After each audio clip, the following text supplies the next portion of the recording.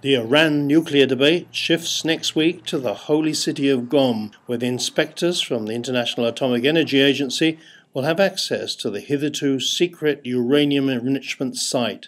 They'll then assess whether Iran's nuclear plans breach the Nuclear Proliferation Treaty, and the group of nations that met in Geneva this week will convene again. Essentially, what we have here is crisis postponed. Welcome to Agenda. I'm Colin Chapman. On the fringes of the official six-nation meeting in Geneva with Iran, the US and Tehran held bilateral talks. It was the highest-level direct talks with America that's been held in 3 decades, and it led to the postponement of the official negotiations until later this month.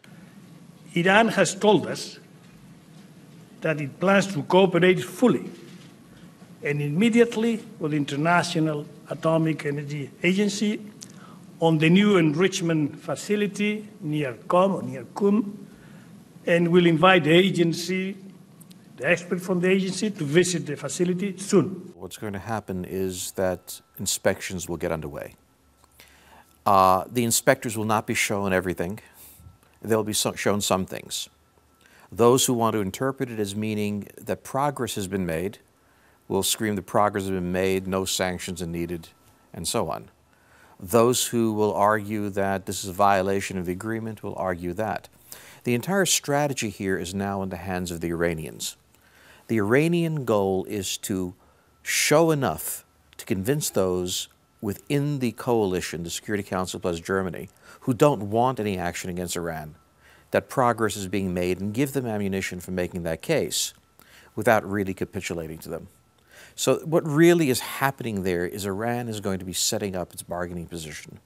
President Barack Obama welcomed the latest development, but stressed that America's patience wasn't unlimited. Taking the step of transferring its low-enriched uranium to a third country would be a step towards building confidence that Iran's program is in fact peaceful. If Iran does not take steps in the near future to live up to its obligations, then the United States will not continue to negotiate indefinitely, and we are prepared to move towards increased pressure. Obama's in a very difficult position right now. He's made promises to the Israelis that there would be crippling sanctions against Iran if there isn't some unstated action would be taken. He also repeated that in his press conference this week. Obama's also made it clear to the Europeans that he plans to act multilaterally, involving all of them.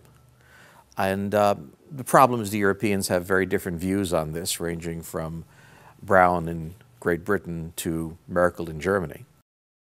And so he is in a very difficult position where he needs to satisfy everyone and where he can't possibly do that.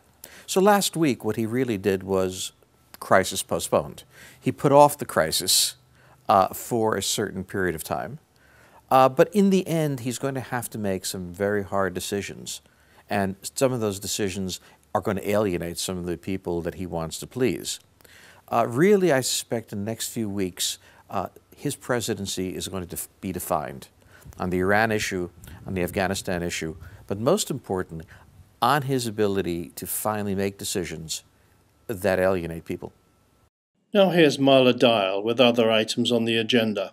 There will be plenty of action in the Caucasus and Central Asia in the coming week, beginning Saturday with a meeting on the possible restoration of relations between historical enemies, Turkey and Armenia. The activity continues with the annual CIS summit, which meets this week in Moldova. Greeks go to the polls on Sunday, and the process of building a new government will move forward on Monday in Germany. But it won't be till Wednesday that the way forward gets clearer for Afghanistan, when the final tallies from vote recounts are expected from the disputed presidential election in August. The question now is whether President Hamid Karzai will face a second round of voting, and if so, when. Other items we're watching this week will include results of the Irish vote on the Lisbon Treaty, which are expected Saturday. The treaty's meant to streamline decision-making processes for the 27-member European Union. If the yes vote wins in Ireland, 2 more countries still must approve the Lisbon Treaty, but politicking for a long-term EU president is already in full swing. And there's more than meets the eye surrounding the video of captured Israeli soldier Gilad Shalit, which was released Friday by Hamas. Israel released several imprisoned terrorist suspects, mostly females, in exchange for the video, a rare move in itself. Meanwhile, the Palestinian delegation to the United Nations put off a chance to send a war crimes report that was critical of Israel to the UN Human Rights Council. And those two issues make us think there's a mystery to solve. Lots of intel gathering is underway.